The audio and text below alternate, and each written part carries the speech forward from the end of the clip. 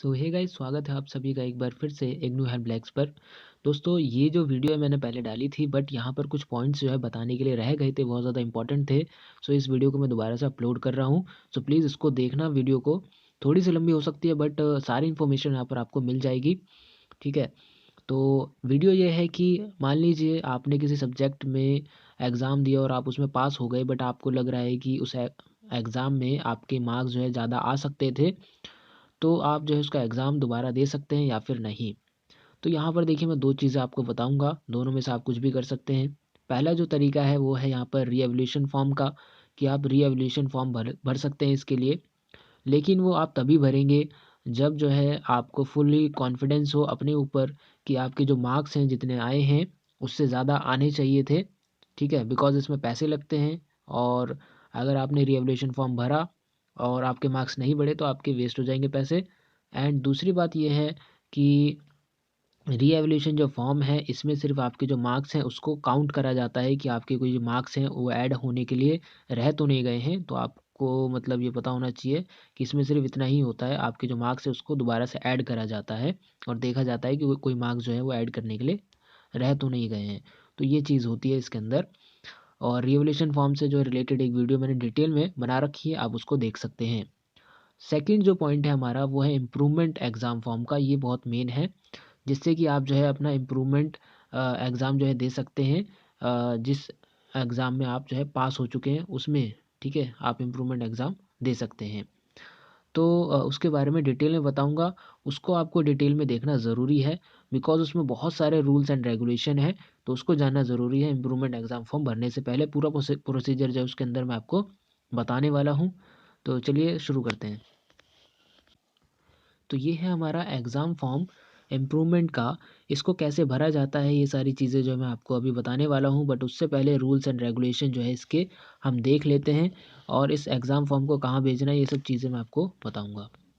तो rules and regulation यहाँ पर लिखे गए हैं। पहला तो यही है, जो यहाँ पर शायद नहीं भी लिखा गया है, बट आपको मैं बता दूँ कि अ, आप इम्प्रूवमेंट एग्ज़ाम फॉर्म तभी भरेंगे जब आपका पूरा जो कोर्स है, प्रोग्राम है, वो कंप्लीट हो चुका होगा तब। मतलब अगर मेरा बीएससी है प्रोग्राम, तो मेरा बीएससी प्रोग्राम पूरा कंप्लीट हो चुका है, पूरा रिज़ल्ट आ चुका है, उसके बाद मैं इम्प्रूवमेंट एग्ज़ाम भर सकता हूँ। तो पहली तो कंडीशन यही हो गई, ठीक है?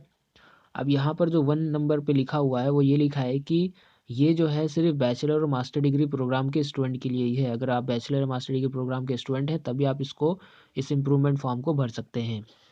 फिर उसके बाद ए पॉइंट में क्या लिखा है, ए और बी बहुत ज़्यादा इंपॉर्टेंट पॉइंट है। इसमें लिखा है बैचलर और मास्टर डिग्री प्रोग्राम के स्टूडेंट के लिए, बट मैं आपको अभी बैचलर के बारे में बता रहा हूँ सिंपली। इसमें ये लिखा है कि अगर आप बैचलर स्टूडेंट हैं और आपके सिर्फ 2% मार्क्स जो हैं कम हैं सेकंड डिवीज़न या फर्स्ट डिवीज़न आने के लिए, तो आप जो है बैचलर डिग्री के जो स्टूडेंट्स हैं इस इम्प्रूवमेंट फॉर्म को भर सकते हैं। एग्जाम्पल के तौर पे आपको बताता हूँ, आपकी जो है 48% मार्क्स हैं और 50% का मतलब होता है सेकंड डिवीज़न। तो आपके सेकंड डिवीज़न लाने के लिए आपके सिर्फ 2% मार्क्स कम रह रहे हैं इस हिसाब से, क्योंकि आपके 48% है। सो आप इस फॉर्म को भर सकते हैं। दूसरा, अगर आपके हैं 58% और 60% लाने के लिए कितने मार्क्स रह रहे हैं, 2% मार्क्स, और 60% का मतलब होता है फर्स्ट डिवीज़न, तो भी आप इस फॉर्म को भर सकते हैं। ठीक है, ये एकदम क्लियर हो गया। उसके बाद यहाँ पर मास्टर डिग्री प्रोग्राम के लिए क्या दे रखा है। देखिए, फर्स्ट वाले में बैचलर और मास्टर दोनों लिखा है, बट मैं मास्टर के लिए अलग बता रहा हूँ आपको, बिकॉज मास्टर के लिए भी सेम है प्रोसेस, कि अगर आपके 48% है फर्स्ट डिवीज़न लाने के लिए, मतलब 50% लाने के लिए, सॉरी, सेकंड डिवीज़न लाने के लिए आपको 2% मार्क्स कम रह रहे हैं बिकॉज आपके 48 है, तो आप इस फॉर्म को भरेंगे। एंड 60% लाने के लिए, मतलब फर्स्ट डिवीज़न लाने के लिए आपको 2% मार्क्स कम रह रहे हैं, मतलब आपके 58% है, तो भी आप इसको फॉर्म को भर सकते हैं। लेकिन जो बी पॉइंट है इसमें मास्टर डिग्री प्रोग्राम के लिए एक और चीज़ बताई गई है, कि अगर आपके ओवरऑल 55% मार्क्स है ना, और उसमें 2% मार्क्स कम रह रहे हैं 55% लाने के लिए, तो भी आप इस फॉर्म को भर सकते हैं। मतलब अगर आपके 53% मार्क्स हैं टोटल, तो अब आप उसको जो है 55% करना चाहते हैं, इम्प्रूव करना चाहते हैं मार्क्स, तो भी आप इसको कर सकते हैं। ये मास्टर डिग्री प्रोग्राम के लिए एक स्पेशल केस यहाँ पर लिखा गया है। ठीक है, तो ये चीज़ थी। अब यहाँ पर जो सेकंड पॉइंट है कि यहाँ पर आपको सिर्फ एक ही अपॉर्चुनिटी मिलेगी इम्प्रूव करने के लिए मार्क्स। थर्ड यहाँ पर लिखा है कि सिर्फ थ्योरी पेपर जो है उसी को परमिट करा जाएगा इम्प्रूवमेंट के लिए, और बाकी असाइनमेंट वगैरह किसी चीज़ में जो है आप इम्प्रूवमेंट नहीं भर सकते। फोर्थ यहाँ पर लिखा है कि आप सिर्फ 25% ही यहाँ पर मैक्सिमम क्रेडिट जो है आप इम्प्रूवमेंट भर सकते हैं। फॉर एग्ज़ाम्पल, अगर मान लीजिए मेरा कोई कोर्स है जो कि टोटल उसके क्रेडिट है वो 100 क्रेडिट का है मेरा प्रोग्राम, तो उसका 25% हुआ 25 क्रेडिट। तो मैं जितने भी कोर्सेज़ लूँगा इम्प्रूवमेंट के लिए तो वो टोटल मिला के 25 क्रेडिट ही होने चाहिए। ठीक है, तो 100 के हिसाब से तो 25% 25 क्रेडिट का हुआ, 96 के हिसाब से कुछ अलग होगा, तो इसी तरीके से आप परसेंट के हिसाब से देख सकते हैं। पांचवा पॉइंट क्या है कि जब भी जो आपका जो रिज़ल्ट है पूरा फाइनल स्टेटमेंट जो है मार्क्स और ग्रेड कार्ड की आ जाएगी, आपका कोर्स कंप्लीट हो जाएगा, तो आपको जो है यहाँ पर 6 महीने के अंदर अंदर जब भी आपका मार्कशीट जो और ग्रेड कार्ड स्टेटस अपडेट हो जाएगा, फाइनल स्टेटमेंट आ जाएगा, तो आपको 6 महीने के अंदर अंदर इस फॉर्म को भरना होगा। ठीक है, ओके। सो फिर सिक्स्थ पॉइंट यहाँ पर बोल रखा है कि अगर आपका मैक्सिमम ड्यूरेशन और रीएडमिशन पीरियड दोनों ही एक्सपायर हो चुके हैं तो उसके बाद आप जो है इस फॉर्म को नहीं भर सकते हैं।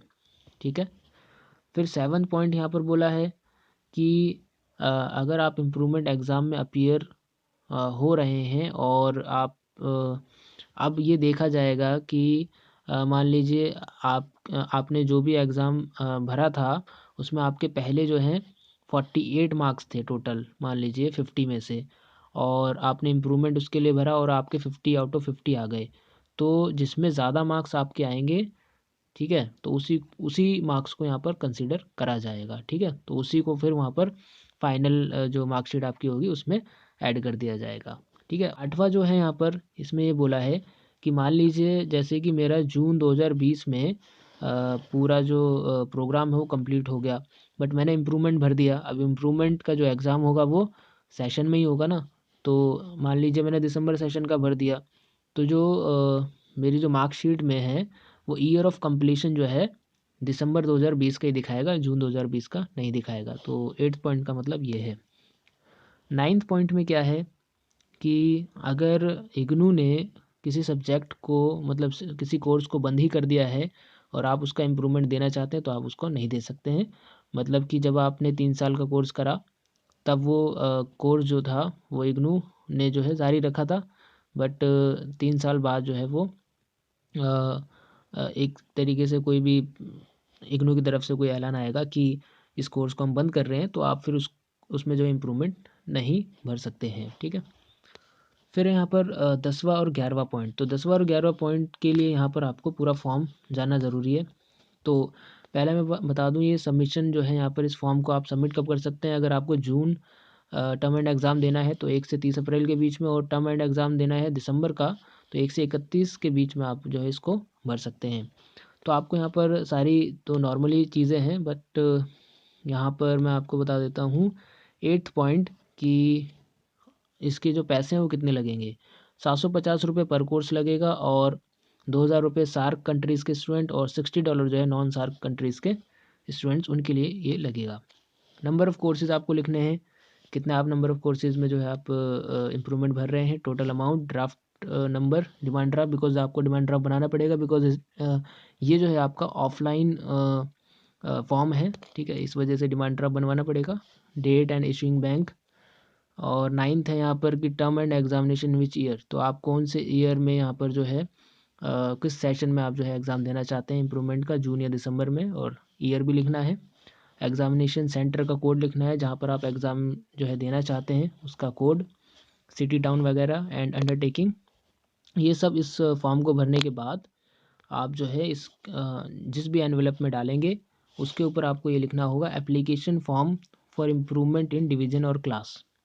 ये आपको मेंशन करना होगा एनवेलप के ऊपर, जिस भी एनवेलप में इस फॉर्म को आप डालेंगे। ठीक है, अब आपको क्या करना है, इसको स्पीड पोस्ट करना है, और किस एड्रेस पर करना है यहाँ पर लिखा हुआ है, registered student evolution division, Indira Gandhi national open university, block 12, Maidangarhi, new Delhi 110068। तो इस एड्रेस पर आपको जो है इसको भेजना होगा इस फॉर्म को, तो बस ये हो जाएगा, एंड आपका इम्प्रूवमेंट जो एग्ज़ाम फॉर्म है इस तरीके से आप फिल कर सकते हैं एंड भेज सकते हैं। सो ये थी वीडियो, एंड वीडियो अगर आपको पसंद आई तो प्लीज़ लाइक कर दें, शेयर कर दें एंड चैनल को सब्सक्राइब करना ना भूलें। मिलते हैं अगली वीडियो में, जब तक के लिए टेक केयर।